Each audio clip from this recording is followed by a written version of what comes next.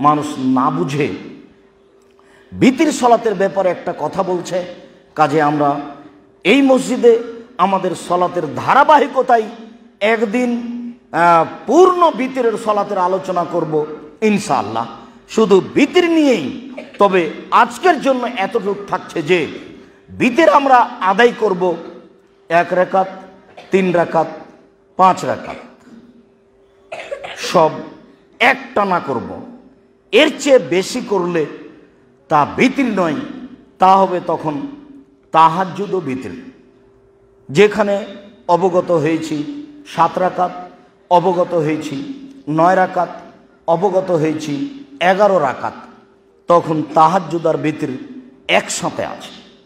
আয়েশা রাদিয়াল্লাহু তাআলা আনহা বলেন, কানান নবী সাল্লাল্লাহু আলাইহি ওয়াসাল্লাম ইসল্লি ফিমা বাইনা ইয়াফরগা মিন সলাতিল ইশা আল ফজরে 11 রাকা। আল্লাহর নবী এশার পর থেকে নিয়ে ফজর পর্যন্ত এই সময়ের মধ্যে 11 রাকাত সলাত আদায় করতেন। আল্লাহর নবী এশার পর থেকে নিয়ে ফজর পর্যন্ত এই সময়ের মধ্যে 11 রাকাত সলাত আদায় করতেন। ওয়াইসাল্লামা মিন কুল্লি রাকাতাইনি, প্রত্যেক 2 রাকাত পড়ে তিনি সালাম ফিরতেন। প্রত্যেক 2 রাকাত পড়ে তিনি সালাম ফিরতেন। ও ইউতির ওয়াহেদা, তবে 1 রাকাত বিতির পড়তেন। 1 রাকাত। আব্দুল্লাহ ইবনে উমর রাদিয়াল্লাহু তাআলা আনহু বলেন, রাসূল সাল্লাল্লাহু আলাইহি ওয়াসাল্লাম বলেছেন, আল বিতরু রাকাতুন ওয়াহিদ, রাকাতুন ওয়াহিদা, বিতর মাত্র আংশিক হলেও মূল্যায়ন করা সহজ হবে। আয়েশা রাদিয়াল্লাহু তাআলা আনহা বলেন, কানান নবী সাল্লাল্লাহু আলাইহি ওয়াসাল্লাম ইসল্লি 13 রাকা। আল্লাহর নবীর রাতে 13 রাকাত সালাত আদায় করতেন। ওয়া ইউতিরু মিন যালিকা বিখামসিন, এর 5 রাকাত ছিল বিতর। তাহলে 13 থেকে 5 বাদ দিলে থাকে 8। যার কারণে সব হাদিসের একটা বিবরণ যে 8 রাকাতই তাহাজ্জুদ, তবে তারাবি, তবে বিতর 1 রাকাত হতে পারে, তবে বিতর 3 রাকাত হতে পারে, তবে বিতর 5 রাকাত হতে পারে। যখন 11 রাকাত হবে রাতের সলাত, তখন হবে 3 রাকাত বিতর। আর যখন 13 রাকাত হবে রাতের সলাত, তখন হবে 5 রাকাত বিতর। 5 রাকাত বিতরের ব্যাপারে আয়েশা রাদিয়াল্লাহু তাআলা আনহা বলেন, লা ইয়াজলিসু ফি শাইইন ইল্লা ফি আখিরিহা। আল্লাহ রাসূল 5 রাকাত বিতর একটানা পড়তেন, খুব স্পষ্ট। এর চেয়ে হাদিস শাস্ত্রে আর কোনো স্পষ্ট হাদিস নেই। একটানা তিনি 5 রাকাত বিতর পড়তেন। আর এই হাদিসের সাথে 13 মানে যে 8 রাকাত তাহাজ্জুদ আর 5 রাকাত বিতর, এটা খুব বেশি স্পষ্ট। সাথে সাথে একটানা পড়েছেন 5 রাকাত বিতর, এটাই স্পষ্ট। 1 রাকাত পড়লে তো একটানাই পড়তে হবে, 3 রাকাতও একটানা পড়তে হবে, 5 রাকাতও একটানা পড়তে হবে। 3 রাকাত পড়লে 2 রাকাত পড়ে আত্তাহিয়াত পড়তে হবে। যে মর্মে যে হাদিসটি পেশ করা হয়েছে, সে হাদিসটি জাল, ওর প্রতি আমল করা যাবে না। ওখানে বলা হয়েছে এটা মাগরিবের সলাতের মতো, বিতর 3 রাকাত মাগরিবের সলাতের মতো। তো মাগরিবের সলাতে তো 2 রাকাত পড়ি, তারপরে আত্তাহিয়াত পড়ি, তারপরে 1 রাকাত পড়ি। তাহলে বিতর 3 রাকাত যদি মাগরিবের মতোই হয়, তাহলে বিতর 2 রাকাত পড়ে আত্তাহিয়াত পড়ে উঠে আর 1 রাকাত পড়তে হবে। তাহলে হলো মাগরিবের মতো করে 3 রাকাত বিতর পড়া। যেহেতু হাদিসটি হাদিস নয়, কাজে এ হাদিস দলিল পেশ করে এইভাবে সালাত আদায় করার কোনো যুক্তিই থাকে না। সহিহ হাদিস এটাই যে এক টানা 3 রাকাত পড়তে হবে, এক টানা 5 রাকাত পড়তে হবে। এই 5 রাকাতের হাদিসে রাসূল সাল্লাল্লাহু আলাইহি সাল্লাম বলছেন, আয়েশা রাদিয়াল্লাহু তাআলা আনহা বলেন, লা ইয়াজলিসু ফি শাইইন ইল্লা ফি আখিরিহা। 5 রাকাত পড়তে গিয়ে তিনি কখনো বসলেন না, একবারেই শেষে। সম্মানিত দিনী ভাই বোন, আমরা বলেছি বিতির পড়তে হবে, চূড়ান্ত বিতির পড়তেই হবে। তবে হজ করতে গিয়ে মুজদালিফায় মাগরিব এশা পড়ার সময় বিতির লাগবে না। শুধুমাত্র এই জায়গা ছাড়া আর কোথাও সফরে বাড়িতে বিতির পড়তে হবে না, এরকম কোনো বিবরণ হয়ে থাকলে তা ভুল হয়েছে, আর কেউ বলে থাকলে তা ভুল বলেছে। বিতির পড়তেই হবে, একটি জরুরি ইবাদত। তা 1 রাকাত হোক, 3 রাকাত হোক, 5 রাকাত হোক। সাথে সাথে বিতির পড়লে যে কুনুত পড়া হয়, দুআয়ে কুনুত, এইটা নিয়মিত পড়া জরুরি নয়। হয়তোবা দুআয়ে কুনুত নিয়মিত পড়া জরুরি নয়, প্রতিদিন পড়তে হবে না, এরকম বলা হয়েছে। তখন ওরই সাথে এই বিতির লাগিয়ে দেওয়া হয়েছে যে বিতিরও নিয়মিত পড়তে হবে না, এই কথা বলা হয়েছে। কথাটা হয়তোবা কেউ মিথ্যা নকল করেছে, আল্লাহ তাকে হেদায়েত দান করুক, আল্লাহুম্মা আমিন। সম্মানিত দিনী ভাই বোন, আমরা আপনাদেরকে অনুরোধ জানাচ্ছিলাম রাতের সলাতের বিষয়ে, মধ্যম পন্থা অবলম্বন করার ব্যাপারে, সম্ভবপর দাঁড়িয়ে সলাত আদায় করার ব্যাপারে। মানুষ যদি কিছু পেতে চায়, মানুষ যদি আল্লাহকে সন্তুষ্ট করতে চায়, মানুষ যদি তার জান্নাতের দাম বাড়াতে চায়, মর্যাদা বাড়াতে চায়, সম্মান পেতে চায়, দামি জান্নাত পেতে চায়, তাহলে রাতের সলাত ছাড়া বিকল্প কোনো পথ নেই, এ কথাই ঠিক।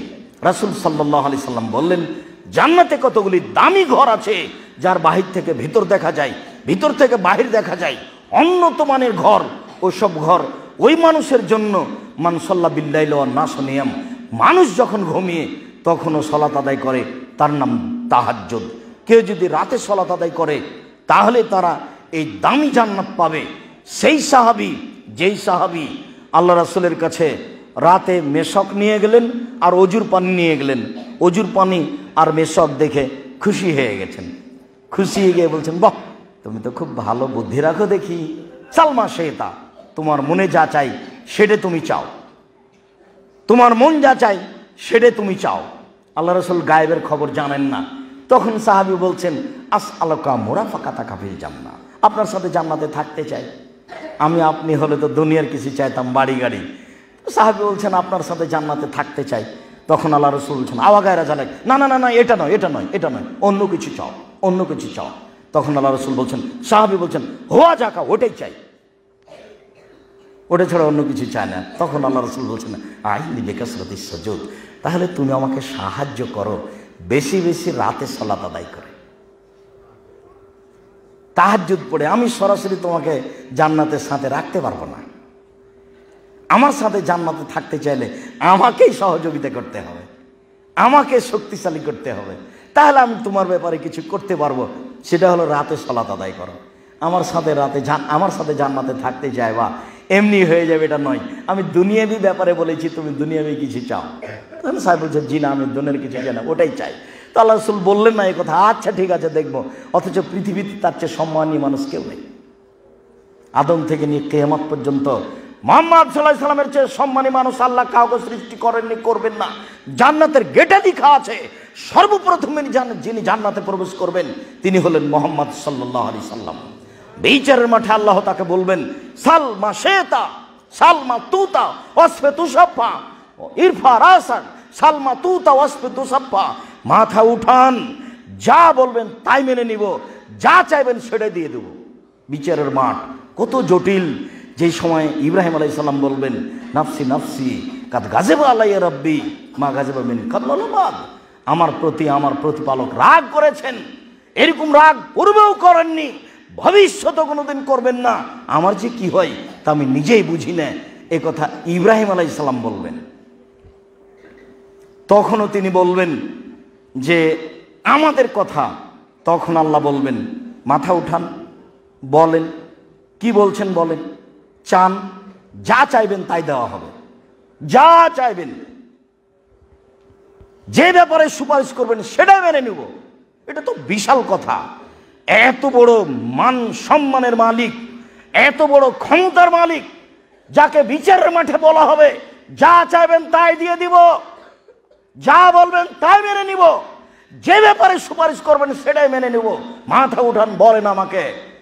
তিনি এই মানুষটার কাছে অক্ষমতা প্রকাশ করলেন, একজন সাহাবীকে বলতে পারলেন না, ঠিক আছে যেটা তুমি চাইলে সেটা আমি করে দেবো বিচারের মাঠে, তোমাকে আমি জান্নাতের সাথে নিয়ে যাব। এই কথা তিনি বললেন না, বললেন আমাকে সাহায্য করো নফল সালাত আদায় করে। দেশ বিদেশের দিনী ভাই বোন, আমরা আপনাদেরকে আন্তরিকভাবে অনুরোধ জানাচ্ছি, 5 ওয়াক্ত সালাত আদায়ের সাথে সাথে পৃথিবীর যে কোনো জিনিস, পরকালের জান্নাত জাহান্নাম থেকে বাঁচা যদি সত্যি চান তাহলে রাতে উঠে আল্লাহকে কিছু বলতে হবে। প্রতিষ্ঠানের ছাত্র শিক্ষক মণ্ডলী, সমস্ত দিনী ভাই বোন সকলের কাছে আমাদের আন্তরিক অনুরোধ, আল্লাহর কাছে দাবি দেওয়ার জন্য রাতে উঠে পেশ করতে হবে, তাহলে আল্লাহ দিবেন ইনশাআল্লাহ। এইটুকু আশা পোষণ করে সমস্ত দিনী ভাই বোনকে আমরা অনুরোধ জানাচ্ছি, জামিয়া সালাফের কথাটি যেটা আমি দিনরাত বলছি, আপনাদের প্রতি আমার আন্তরিক জোরালো দাবি, আপনারা একটু দেশে বিদেশে যারা আছেন সকলেই বলবেন আল্লাহ তুমি জামিয়া সালাফকে কবুল করো। উপরে কবুল হয়ে গেলে দুনিয়ায় কাজ সহজ, আর যদি উপরে কবুল না হয় তাহলে দুনিয়ায় কাজ কঠিন। জামিয়া সালাফের অনেক কাজ চলছে, তার একটা জমি ক্রয়ের কাজ চলছে, তার একটা জামিয়া সালাফের ডাঙ্গিপাড়া পবা রাজশাহীতে একাডেমিক ভবন নির্মাণের কাজ চলছে, যেখানে একসাথে 3000 ছাত্র ক্লাস করতে পারবে।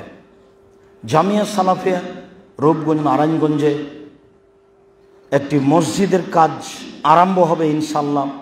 জমি প্রায় রেডি, মসজিদের জন্য জমি বরাদ্দ করা হয়েছে 200 শতক। রাসূল সাল্লাল্লাহু আলাইহি সাল্লাম কখনো কখনো রাতে উঠে সালাত আরম্ভ করার পূর্বে 10 বার বলতেন সুবহানাল্লাহ, 10 বার বলতেন আলহামদুলিল্লাহ, 10 বার বলতেন লা ইলাহা ইল্লাল্লাহ, 10 বার বলতেন আস্তাগফিরুল্লাহ। তবে 10 বার বলতেন আল্লাহুম্মা ইন্নী আউযু বিকা মিন যিকরিদ দুনিয়া ওয়া যিকরি ইয়াউমিল কিয়ামা, এই বিবরণ ঠিক নয়। 10 বার যে তিনি এই তাসবিহও বলতেন আল্লাহুম্মা ইন্নী আউযু বিকা মিন যিকরিদ দুনিয়া ওয়া যিকরি ইয়াউমিল কিয়ামা, এই বিবরণ ঠিক নয়। তবে এটাও পাওয়া যায় তিনি বলতেন সুবহানাল মালিকিল কুদ্দুস 10 বার, এটাও ঠিক নয়। এই 2 অংশ সহিহ হাদিস দ্বারা প্রমাণ করা যায় না, তবে আগে যেটুকু বললাম তা সহিহ হাদিস দ্বারা প্রমাণ করা যায়। সুবহানাল্লাহ, আলহামদুলিল্লাহ, লা ইলাহা ইল্লাল্লাহ, আস্তাগফিরুল্লাহ। উপরের দোয়া যদি জানা না থাকে তাহলে রাতে উঠে এই 4টা তাসবিহ পড়লেই, রাতে উঠে যে রাসূল সাল্লাল্লাহু আলাইহি সাল্লাম সালাত আরম্ভ করার পূর্বে যা জিকির আজকার দোয়া খায়রাত করতেন, এই 4টা বললেই তা যথেষ্ট হবে বলে আমরা শরীয়তের ভিত্তিতে আশা করতে পারি। আজকের বিবরণ আমরা বলতে চেয়েছি যে রাতের ইবাদতে মধ্যম পন্থা অবলম্বন করতে হবে। আল্লাহ তাআলা বলেন ফাকিমুস সালাতা ওয়া আতুজ যাকাতা, পৃথিবীর মানুষ তোমরা সালাত আদায় করো, পৃথিবীর মানুষ তোমরা যাকাত প্রদান করো, ওয়া আতাসিমু বিহাবলিল্লাহি জামিয়া, তোমরা আল্লাহর বিধানকে শক্তভাবে ধরো। আল্লাহর নিয়ম নীতি যেটা তোমরা ইবাদত করতে চাও, আল্লাহকে সন্তুষ্ট করার জন্য যা করতে চাও তা শক্তভাবে গ্রহণ করো। নিষিদ্ধ ব্যাপারে যা বর্জন করতে চাও তা শক্তভাবে বর্জন করার চেষ্টা করো, তাহলে আল্লাহর বিধানকে শক্তভাবে ধরা হবে। তিনি বলেন হুয়া মাওলাকুম, তিনি হচ্ছেন তোমাদের অভিভাবক। কি করা লাগবে এ ব্যাপারে তিনি হচ্ছেন তোমাদের অভিভাবক। ফানিমাল মাওলা ওয়া নিমান নাসির, তিনি হচ্ছেন উত্তম অভিভাবক, তিনি হচ্ছেন উত্তম সাহায্যকারী। অভিভাবক হিসাবে প্রত্যেকটা কাজের যাকে মেনে নিতে হবে তিনি হলেন আল্লাহ। কাজের সাহায্য চাওয়ার ব্যাপারে যাকে গ্রহণ করতে হবে তিনি হচ্ছেন আল্লাহ। প্রত্যেকটা কাজে মানুষের সাহায্য সহযোগিতার প্রয়োজন, তাতে আল্লাহর কাছে সাহায্য চাইতে হবে। তিনি হচ্ছেন উত্তম সাহায্যকারী, তিনি হচ্ছেন উত্তম অভিভাবক, এ কথা আল্লাহ তাআলা বলেন। আয়েশা রাদিয়াল্লাহু তাআলা আনহা বলেন রাসূল সাল্লাল্লাহু আলাইহি ওয়াসাল্লাম বলেছেন আহাব্বুল আমালি ইলাল্লাহি আদওয়ামু ওয়া ইন কাল্লা, আল্লাহর নিকটে সবচেয়ে প্রিয় আমল হচ্ছে যেটা সব সময় চলতে থাকে কম হলেও। এইটা খুব গুরুত্বপূর্ণ, জরুরি কথা। একদিন রাতে উঠে অনেক কোরআন মাজিদ পড়লাম, সারা রাত তাহাজ্জুদ পড়ে নিলাম, এমন আমল আল্লাহ তাআলা পছন্দ করেন না। বরং আয়েশা রাদিয়াল্লাহু তাআলা আনহা যা বলেন, বুখারী মুসলিমের হাদিস, তাতে যে আমলটা নিয়মিত চলে সেটাই আল্লাহর কাছে প্রিয়, পছন্দনীয়, কম হলেও, এবং তার বিনিময়ে আল্লাহকে সন্তুষ্ট করা যাবে বলে রাসূল সাল্লাল্লাহু আলাইহি ওয়াসাল্লাম বলেন। আয়েশা রাদিয়াল্লাহু তাআলা আনহা বলেন, রাসূল সাল্লাল্লাহু আলাইহি ওয়াসাল্লাম বলেছেন, ইযা নাইসা আহাদুকুম ইউসাল্লি, যখন তোমাদের কোনো ব্যক্তি রাতে সালাত আদায় করে, এমত অবস্থায় তাকে তন্দ্রা ধরে, ঘুম ঘুম ভাব, ফালিয়ারকুদ, সে যেন ঘুমিয়ে যায়, হাত্তা ইয়াযহাবা আনহুন নওম, তার কাছ থেকে যখন ঘুম চলে যাবে তখন সে যেন সালাত আদায় করে। ঘুম ঘুম ভাব নিয়ে যেন সালাত আদায় না করে। আয়েশা রাদিয়াল্লাহু তাআলা আনহা বলেন, রাসূল সাল্লাল্লাহু আলাইহি ওয়াসাল্লাম বলেছেন, তোমাদের ব্যক্তি যেন ঘুম ঘুম ভাব নিয়ে সালাত আদায় না করে, এই সময়ে যেন সে ঘুমিয়ে যায়, তারপরে ঘুমটা যখন তার হয়ে যাবে তখন সে যেন উঠে। কেন?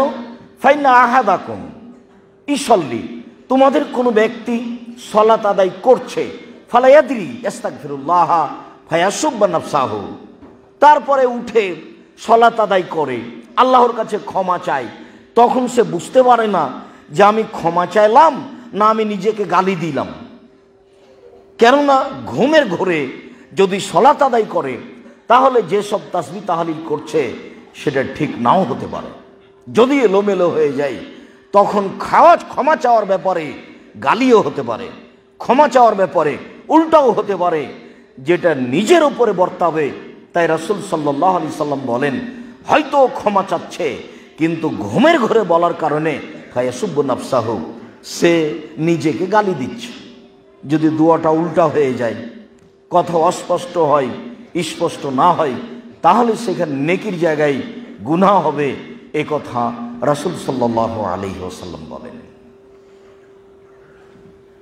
আনাস রাদিয়াল্লাহু তাআলা আনহু বলেন, রাসূল সাল্লাল্লাহু আলাইহি ওয়াসাল্লাম বলেছেন, লাইসাল্লি আহাদুকুম নাশাতাহু, অবশ্যই অবশ্যই তোমাদের কোনো ব্যক্তি যখন সালাত আদায় করবে তখন সে যেন ফুর্তি, উৎফুল্ল, উদ্যমশীল হয়ে থাকে। মানে যা বলছে তা যেন স্পষ্ট বলতে পারে, শরীরের যেন ফুর্তি থাকে, সে ভালো প্রস্তুতি নিয়ে একেবারে আল্লাহকে সন্তুষ্ট করবে মনে করে খোলা মনে কিছু বলতে পারছে, এরকম প্রস্তুতি নিয়ে যেন সালাত আদায় করে। যেখানে রাসূল সাল্লাল্লাহু আলাইহি সাল্লাম বলেছেন যে মান তাওয়াদ্দা ফাহসানাল ওযুআ, কেউ যদি ওযু করে, সুন্দর করে ওযু করে, ও সাল্লা রাকাতাইন, 2 রাকাত সালাত আদায় করে, মুকবিলান আলাইহিমা বিকলবিহি ওয়া ওয়াজহিহি, মনে প্রাণে ভয় ভীতি নিয়ে। মানুষ যদি 2 রাকাত সালাত আদায় করে, সুন্দর করে ওযু করে, মনে প্রাণে ভয় ভীতি নিয়ে করে, তাহলে গফিরা লাহু মা তাকাদ্দামা মিন জামবিহি, অতীতের সব পাপ ক্ষমা। আবার একবার বলেছেন ফাওয়াজাবাত লাহুল জান্নাহ, তার জন্য জান্নাত জরুরি। আল্লাহকে যেটা আমি বলবো সেটা মনে প্রাণে প্রস্তুতি নিয়ে, ভয় নিয়ে বলতে হবে।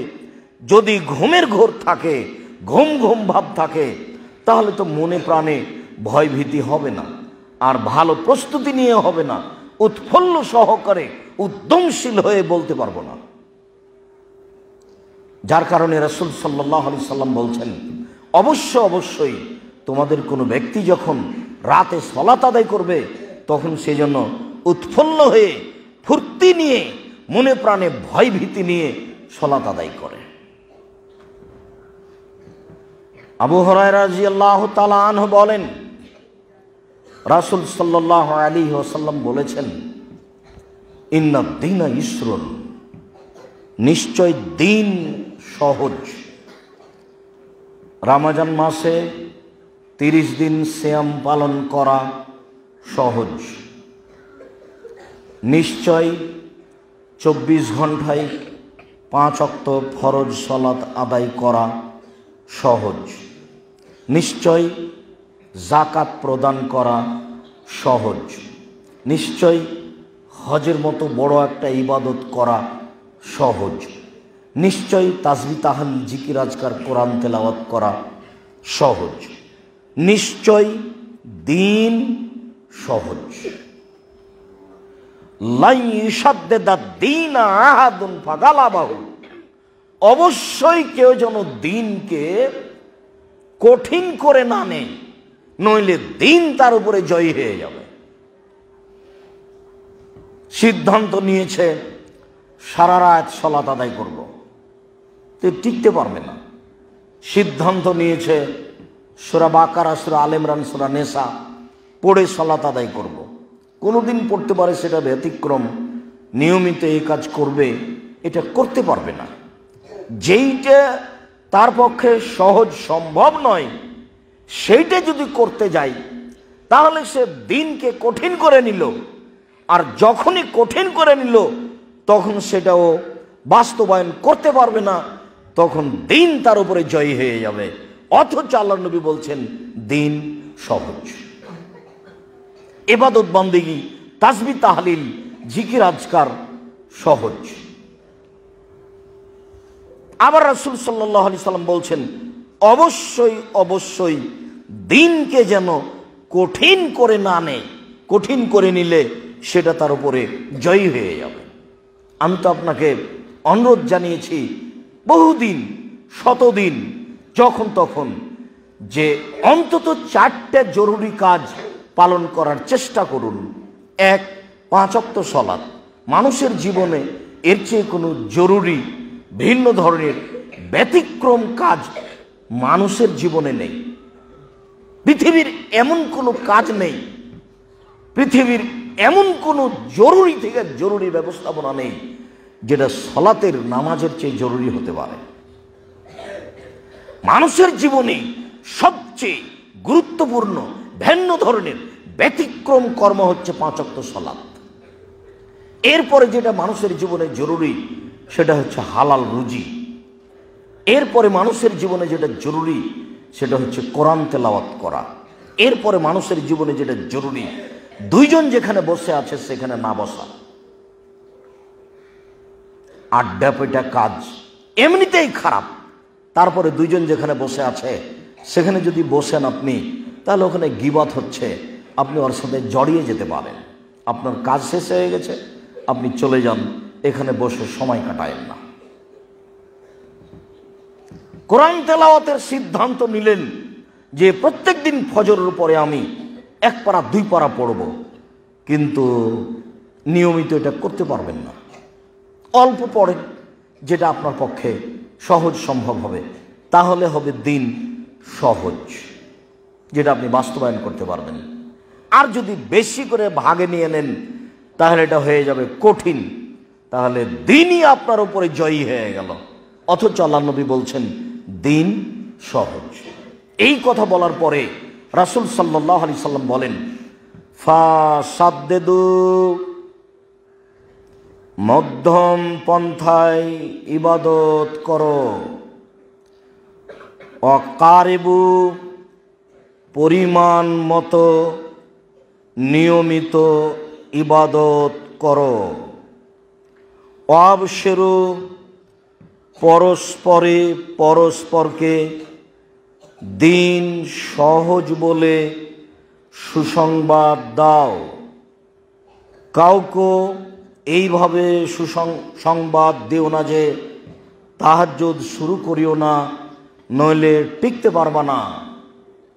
প্রতিদিন এইভাবে আমল করতে চায় না যে টিকতে পারবা না। পরস্পরে পরস্পরকে সহজের সুসংবাদ দাও। পৃথিবীর মানুষ সাদ্দেদু, ইবাদতের ব্যাপারে মধ্যম পন্থা অবলম্বন করো। পৃথিবীর মানুষ কারেবু পরিমিত পরিমাণ মতো নিয়মিত ইবাদত করো। পৃথিবীর মানুষ অবশেরূপ একজন আর একজনকে নিয়মিত ইবাদতের পরিমাণ মতো পরিমিত ইবাদতের সুসংবাদ দাও। দিনের ব্যাপারে কারো উপরে কেউ যেন ভারী করে কঠিন করে কিছু না বলে। ওয়াস্তাইনু বিল গুদওয়াতি ওয়ার রাওহাতি ওয়া শাইইম মিনাদ দুলজা। পৃথিবীর মানুষ তিনটার সময় তোমরা আল্লাহর কাছে সাহায্য চাও। মানুষ মাত্র সুবিধা অসুবিধা থাকতে পারে, মানুষ মাত্র মানুষের প্রয়োজন থাকতে পারে। প্রয়োজনের বিষয়টি, দাবি দেওয়ার বিষয়টি, সাহায্যের বিষয়টি তোমরা তিনটা সময় আল্লাহর কাছে পেশ করো। এক, বিল গুদওয়াতে, সকালে সকালে, সূর্য ওঠা পর্যন্ত, সূর্য ডুবা পর্যন্ত, কাবলা তুলুই শামস কাবলাল গরুব।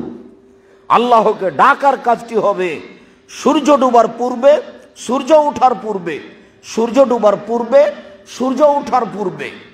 তোমরা সূর্য ডুবার পূর্বে, সূর্য ওঠার পূর্বে আল্লাহর কাছে সাহায্য চাও। অশাইম মিনাদ দুলজা, আর রাতের অন্ধকারে, রাতের অন্ধকারে এক সময়ে আল্লাহর কাছে সাহায্য চাইতে হবে। তা হবে রাতের 3 ভাগের 2 ভাগ পার হওয়ার পরে, তা হবে রাতের শেষ অংশে, তা হবে রাত 12টার পরে। যখনই রাত 12টা হয়ে যায় তখন 12টা পার হওয়ার সাথে সাথে সব আকাশের দরজা খুলে দেওয়া হয়। যখন দিন দুপুর হয়ে যায় তখন আকাশের সব দরজা খুলে দেওয়া হয়। অতএব যে যা চায় গভীর রাতে, যখনই রাত 12টা হয়েছে, 12টার পরে সে তখন আল্লাহকে তার জিনিসের কথা বলবে, সে চাইবে।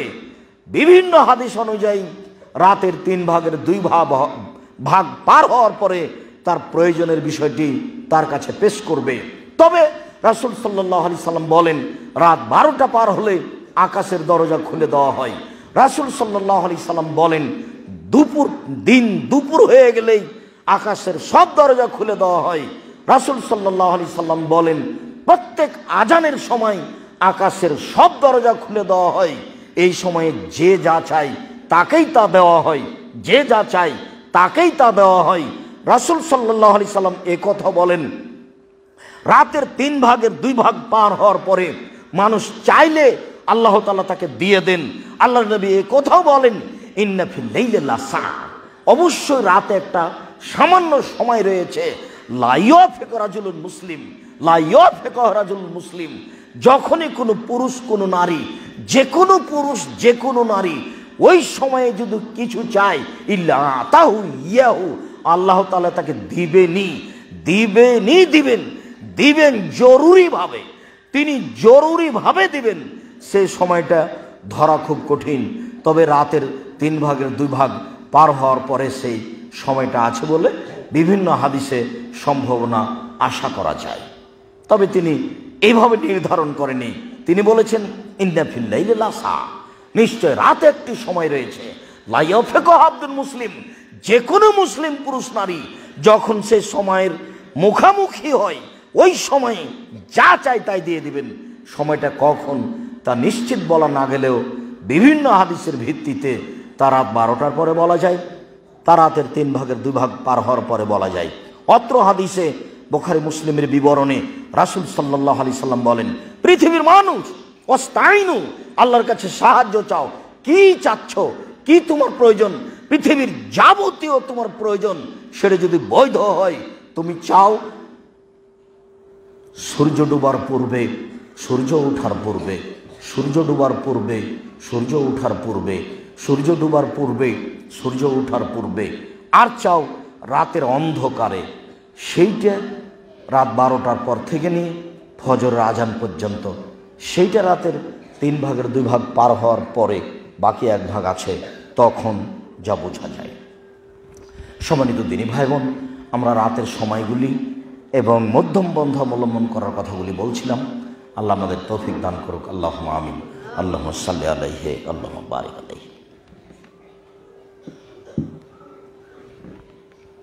আলহামদুলিল্লাহ ওয়াহদা, ওয়াসসালাতু ওয়াসসালামু আলা মান লা নাবিয়্যা বা'দা। আবু হুরায়রা রাদিয়াল্লাহু তাআলা আনহু বলেন, রাসূল সাল্লাল্লাহু আলাইহি ওয়াসাল্লাম বলেছেন, মান নামা আন হিজবিহি আও আন শাইইন মিনহু, কোন মানুষ যদি তার রাতের নির্ধারিত ইবাদত থেকে ঘুমিয়ে যায়, ঘুমিয়ে গেছে, ব্যস্ততার কারণে, ক্লান্তির কারণে ঘুমিয়ে গেছে, নির্ধারিত ইবাদত ছিল বা কিছু ছিল, সূরা মুলক নিয়মিত পড়তো, এটা তার অভ্যাস ছিল, এটা হলো কিছু। প্রতি রাতে তাহাজ্জুদ পড়বে, এটা তার অভ্যাস ছিল। রাসূল সাল্লাল্লাহু আলাইহি সাল্লাম বলেন, কেউ যদি তার নিয়মিত নির্ধারিত ইবাদত রেখে ঘুমিয়ে যায় বা আংশিক কিছু ইবাদত রেখে ঘুমিয়ে যায়, ফাকারাহু, অতঃপর তা পড়ে নেই, মিন বাইনে সলাতিল ফজরে ও সলাতিল জোহরে, ফজরের সলাতের পর থেকে নিয়ে জোহরের সলাত পর্যন্ত এই মধ্যের সময়ে পড়ে নেই, ফাকুতিবা লাহু কান্নামা ইসাল্লি মিনাল লাইলি, তাহলে ওই পরিমাণই নেকি দেওয়া হবে যেই পরিমাণ রাতে করলে দেওয়া হতো। হাদিস সহিহ। আমি যদি বুঝাতে না পারি তাহলে আমি অক্ষম।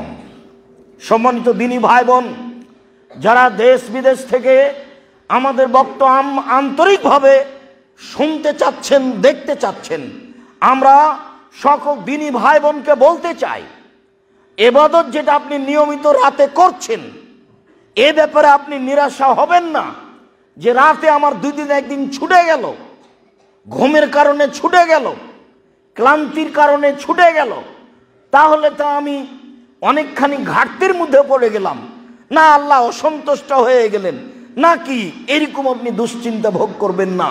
রাসূল সাল্লাল্লাহু আলাইহি সাল্লাম বলেন, সে যদি ফজরের পর থেকে নিয়ে জোহর পর্যন্ত সময়ে তার যে ইবাদত ছিল নির্ধারিত, সেটা যদি করে নেয়, সূরা মুলক নিয়মিত পড়ি, কেননা 4টা কাজ হলে কবরের শাস্তি হবে না। তার একটা হলো, মানুষ যদি নিয়মিত সূরা মুলক পড়ে 30 আয়াত, তাহলে তার কবরের শাস্তি হবে না, এ কথা মুহাম্মদ সাল্লাল্লাহু আলাইহি সাল্লাম বলেন। জুমার দিন মারা গেলে কবরের শাস্তি হবে না, এই কথা মুহাম্মদ সাল্লাল্লাহু আলাইহি সাল্লাম বলেন। পেট ব্যথায় মারা গেলে কবরের শাস্তি হবে না, এই কথা মুহাম্মদ সাল্লাল্লাহু আলাইহি সাল্লাম বলেন। শহীদ হয়ে গেলে কবরের শাস্তি হবে না, এই কথা মুহাম্মদ সাল্লাল্লাহু আলাইহি সাল্লাম বলেন। তার একটি হচ্ছে সূরা মুলক। সূরা মুলক পড়ার আপনার একটা নিয়মিত অভ্যাস ছিল, সে রাত পার হয়ে গেছে, আপনি ফজর থেকে নিয়ে জোহর পর্যন্ত সময়ে পড়ে নেন, তাহলে রাতে পড়ে আপনি যে নেকি পেতেন, রাতে পড়লে যা হতো সেটাই হবে, এই কথা আল্লাহর নবী বলেন। আবু হুরায়রা রাদিয়াল্লাহু তাআলা আনহু বলেন, রাসূল সাল্লাল্লাহু আলাইহি ওয়াসাল্লাম বলেছেন, আজাবাল্লাহু তাআলা মিন রাজুলাইনি, 2 জন লোকের কর্মে আল্লাহ তাআলা খুব বেশি খুশি হন। 2 জন লোকের কর্মে আল্লাহ তাআলা খুব বেশি, তার একজন হচ্ছে রাজুলুন সারা মিন বিতাইহি ওয়া লিহাফিহি মিন বাইনে হিব্বিহি ওয়া হালিহি, বিছনা হতে উঠে গেল, সবকিছু ছেড়ে দিয়ে লাফ দিয়ে উঠল, ফায়াকুল্লাহু তাআলা লি মালাইকাতিহি, তখন আল্লাহ তাআলা ফেরেশতাগণকে বল, তার থেকে বাঁচার আশায়, আমার কাছে যে জিনিস আছে সেই জিনিস পাওয়ার আশায় আমার কাছে আছে জাহান্নাম, আমার কাছে আছে জান্নাত, আমার কাছে আছে জাহান্নাম, আমার কাছে আছে জান্নাত। উঠেছে, বিছানা ত্যাগ করেছে, ল্যাপ ত্যাগ করেছে, বা টুল এসবের কথা হাদিসে আসেনি। মানুষ সম্ভবপর তার শরীরের গতিতে সলাত আদায় করবে, এটাই উত্তম। চেয়ার গ্রহণ করলে সলাত হবে না এই কথা বলা যায় না। তবে রাসূল সাল্লাল্লাহু আলাইহি সাল্লাম যা বলেছেন তাতে মানুষ তার শরীরের গতিতে সলাত আদায় করবে, এটাই হবে সুন্নাত। দাঁড়িয়ে সলাত আদায় করবে, সম্ভব না হলে বসে সলাত আদায় করবে, সম্ভব না হলে শুয়ে সলাত আদায় করবে। তবে পৃথিবীর যা অবস্থা তাতে শত হাজারো কোটি মানুষ চেয়ারে বসে কিছু একটা মাধ্যম অবলম্বন করে সলাত আদায় করছেন। আমরা সলাত আদায় করা যাবে না এই কথা বলতে পারি না, তবে এতটুকু বলতে পারি যে হাদিসে এইভাবে এসেছে। ইমরান বিন হুসাইন রাদিয়াল্লাহু তাআলা আনহু বলেন, রাসূল সাল্লাল্লাহু আলাইহি ওয়াসাল্লাম বলেছেন, ওয়াইন সাল্লা কায়মান ফাও আফজাল, মানুষ যদি দাঁড়িয়ে সালাত আদায় করে এইটা হলো উত্তম।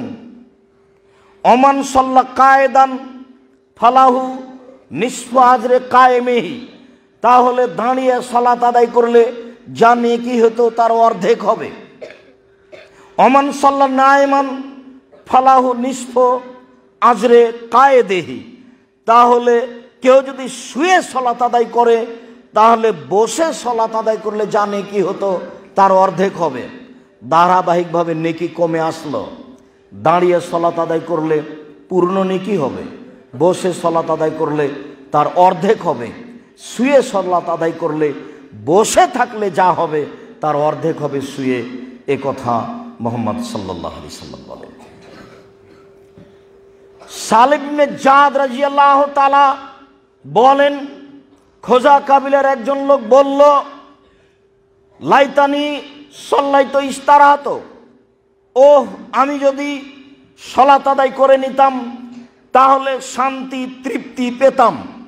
এই কথা বলার পরে তিনি একটি দলিল পেশ করছেন যে আল্লাহর নবী বললেন, আকিমিয়া বেলাল ফারেহনা বেহা, আকিমি সলাতা ইয়া বেলাল ফারেহনা বেহা, বেলাল তুমি সালাত আদায় করো, একামাত দাও, আমরা সালাত আদায় করি, তার মাধ্যমে আমরা শান্তি তৃপ্তি লাভ করি। সালাত আদায় করলে আপনি শান্তি তৃপ্তি পাবেন, সালাত আদায় না করলে আপনার শরীরে অশান্তি বহন করবে। সালাত আদায় না করলে আপনি শান্তি তৃপ্তি পাবেন না। সালাতের মধ্যে একটা শান্তি তৃপ্তি রয়েছে, চক্ষু শীতলতা রয়েছে। যখন মানুষ সালাত শুরু করে দেয় তখন না পড়লে, আদায় না করতে পারলে ও শান্তি পায় না, মনে হয় যেন একটা বোঝা মাথার উপরে আছে। তা আল্লাহ রাসূল বলছেন, বেলাল একামাত দাও, সালাত আদায় করি, সালাতের মাধ্যমে শান্তি তৃপ্তি লাভ করি, এই ব্যবস্থা তুমি করো। সম্মানিত মসজিদের মুসল্লি, আমরা মধ্যম পন্থায় সালাত আদায় করার বিষয়টি বলছিলাম। আমাদের পক্ষ থেকে মানুষ না বুঝে বিতির সালাতের ব্যাপারে একটা কথা বলছে, কাজে আমরা এই মসজিদে আমাদের সালাতের ধারাবাহিকতায় একদিন পূর্ণ বিতিরের সালাতের আলোচনা করব ইনশাআল্লাহ, শুধু বিতির নিয়েই। তবে আজকের জন্য এতটুকু থাকছে যে বিতির আমরা আদায় করব 1 রাকাত, 3 রাকাত, 5 রাকাত, সব একটানা করব। এর চেয়ে বেশি করলে তা বিতির নয়, তা হবে তখন তাহাজ্জুদ ও বিতির। যেখানে অবগত হয়েছি 7 রাকাত, অবগত হয়েছি 9 রাকাত, অবগত হয়েছি 11 রাকাত, তখন তাহাজ্জুদ আর বিতির একসাথে আছে। আয়েশা রাদিয়াল্লাহু তাআলা আনহা বলেন, কানান নবী সাল্লাল্লাহু আলাইহি ওয়াসাল্লাম ইসল্লি ফিমা বাইনা ইয়াফরগা মিন সলাতিল ইশা আল ফজরে 11 রাকা। আল্লাহর নবী এশার পর থেকে নিয়ে ফজর পর্যন্ত এই সময়ের মধ্যে 11 রাকাত সালাত আদায় করতেন। আল্লাহর নবী এশার পর থেকে নিয়ে ফজর পর্যন্ত এই সময়ের মধ্যে 11 রাকাত সালাত আদায় করতেন। ওয়াইসাল্লামা মিন কুল্লি রাকাতাইনি, প্রত্যেক 2 রাকাত পড়ে তিনি সালাম ফিরতেন। প্রত্যেক 2 রাকাত পড়ে তিনি সালাম ফিরতেন। ও ইউতির ওয়াহেদা, তবে 1 রাকাত বিতির পড়তেন। 1 রাকাত। আব্দুল্লাহ ইবনে উমর রাদিয়াল্লাহু তাআলা আনহু বলেন, রাসূল সাল্লাল্লাহু আলাইহি ওয়াসাল্লাম বলেছেন, আল বিতরু রাকাতুন ওয়াহিদ, রাকাতুন ওয়াহিদা, বিতর মাত্র আংশিক হলেও মূল্যায়ন করা সহজ হবে। আয়েশা রাদিয়াল্লাহু তাআলা আনহা বলেন, কানান নবী সাল্লাল্লাহু আলাইহি ওয়াসাল্লাম ইউসাল্লি সালাসা রাকা, আল্লাহর নবীর রাতে 13 রাকাত সালাত আদায় করতেন। ওয়া ইউতিরু মিন যালিকা বিখামসিন, এর 5 রাকাত ছিল বিতর। তাহলে 13 থেকে 5 বাদ দিলে থাকে 8। যার কারণে সব হাদিসের একটা বিবরণ যে 8 রাকাতই তাহাজ্জুদ, তবে তারাবি, তবে বিতর 1 রাকাত হতে পারে, তবে বিতর 3 রাকাত হতে পারে, তবে বিতর 5 রাকাত হতে পারে।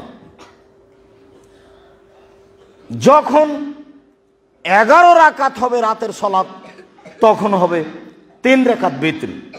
আর যখন 13 রাকাত হবে রাতের সালাত, তখন হবে 5 রাকাত বিতর। 5 রাকাত বিতরের ব্যাপারে আয়েশা রাদিয়াল্লাহু তাআলা আনহা বলেন, লা ইয়াজলিসু ফি শাইইন ইল্লা ফি আখিরিহা, আল্লাহ রাসূল 5 রাকাত বিতর একটানা পড়তেন। খুব স্পষ্ট, এর চেয়ে হাদিস শাস্ত্রে আর কোনো স্পষ্ট হাদিস নেই। একটানা তিনি 5 রাকাত বিতর পড়তেন। আর এই হাদিসের সাথে 13 মানে যে 8 রাকাত তাহাজ্জুদ আর 5 রাকাত বিতর, এটা খুব বেশি স্পষ্ট। সাথে সাথে একটানা পড়েছেন 5 রাকাত বিতর, এটাই স্পষ্ট। 1 রাকাত পড়লে তো একটানাই পড়তে হবে, 3 রাকাতও একটানা পড়তে হবে, 5 রাকাতও একটানা পড়তে হবে। 3 রাকাত পড়লে 2 রাকাত পড়ে আত্তাহিয়াত পড়তে হবে। যে মর্মে যে হাদিসটি পেশ করা হয়েছে, সে হাদিসটি জাল, ওর প্রতি আমল করা যাবে না। ওখানে বলা হয়েছে এটা মাগরিবের সালাতের মতো, বিতর 3 রাকাত মাগরিবের সালাতের মতো। তো মাগরিবের সালাতে তো 2 রাকাত পড়ি, তারপরে আত্তাহিয়াত পড়ি, তারপরে 1 রাকাত পড়ি। তাহলে বিতর 3 রাকাত যদি মাগরিবের মতোই হয়, তাহলে বিতর 2 রাকাত পড়ে আত্তাহিয়াত পড়ে উঠে আর 1 রাকাত পড়তে হবে। তাহলে হলো মাগরিবের মতো করে 3 রাকাত বিতর পড়া। যেহেতু হাদিসটি হাদিস নয়, কাজে এ হাদিস দলিল পেশ করে এইভাবে সালাত আদায় করার কোনো যুক্তিই থাকে না। সহিহ হাদিস এটাই যে এক টানা 3 রাকাত পড়তে হবে, এক টানা 5 রাকাত পড়তে হবে। এই 5 রাকাতের হাদিসে রাসূল সাল্লাল্লাহু আলাইহি সাল্লাম বলছেন, আয়েশা রাদিয়াল্লাহু তাআলা আনহা বলেন, লা ইয়াজলিসু ফি শাইইন ইল্লা ফি আখিরিহা, 5 রাকাত পড়তে গিয়ে তিনি কখনো বসলেন না, একবারেই শেষে। সম্মানিত দিনী ভাই বোন, আমরা বলেছি বিতর পড়তে হবে, চূড়ান্ত বিতর পড়তেই হবে। তবে হজ করতে গিয়ে মুজদালিফায় মাগরিব এশা পড়ার সময় বিতর লাগবে না। শুধুমাত্র এই জায়গা ছাড়া আর কোথাও সফরে বাড়িতে বিতর পড়তে হবে না, এরকম কোনো বিবরণ হয়ে থাকলে তা ভুল হয়েছে, আর কেউ বলে থাকলে তা ভুল বলেছে। বিতর পড়তেই হবে, একটি জরুরি ইবাদত। তা 1 রাকাত হোক, 3 রাকাত হোক, 5 রাকাত হোক। সাথে সাথে বিতর পড়লে যে কুনুত পড়া হয়, দোয়ায়ে কুনুত, এইটা নিয়মিত পড়া জরুরি নয়। হয়তোবা দোয়ায়ে কুনুত নিয়মিত পড়া জরুরি নয়, প্রতিদিন পড়তে হবে না, এরকম বলা হয়েছে। তখন ওরই সাথে এই বিতর লাগিয়ে দেওয়া হয়েছে যে বিতরও নিয়মিত পড়তে হবে না, এই কথা বলা হয়েছে। কথাটা হয়তো বা কেউ মিথ্যা নকল করেছে, আল্লাহ তাকে হেদায়েত দান করুক, আল্লাহুম্মা আমিন।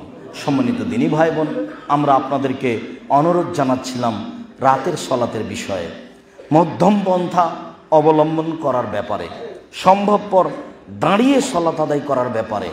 মানুষ যদি কিছু পেতে চায়, মানুষ যদি আল্লাহকে সন্তুষ্ট করতে চায়, মানুষ যদি তার জান্নাতের দাম বাড়াতে চায়, মর্যাদা বাড়াতে চায়, সম্মান পেতে চায়, দামি জান্নাত পেতে চায়, তাহলে রাতের সলাত ছাড়া বিকল্প কোনো পথ নেই, এ কথাই ঠিক। রাসূল সাল্লাল্লাহু আলাইহি সাল্লাম বললেন, জান্নাতে কতগুলি দামি ঘর আছে যার বাহির থেকে ভিতর দেখা যায়, ভিতর থেকে বাহির দেখা যায়, উন্নত মানের ঘর। ওইসব ঘর ওই মানুষের জন্য, মান সাল্লা বিল্লাইল ওয়ান নাস নিয়াম, মানুষ যখন ঘুমিয়ে তখনও সলাত আদায় করে, তার নাম তাহাজ্জুদ।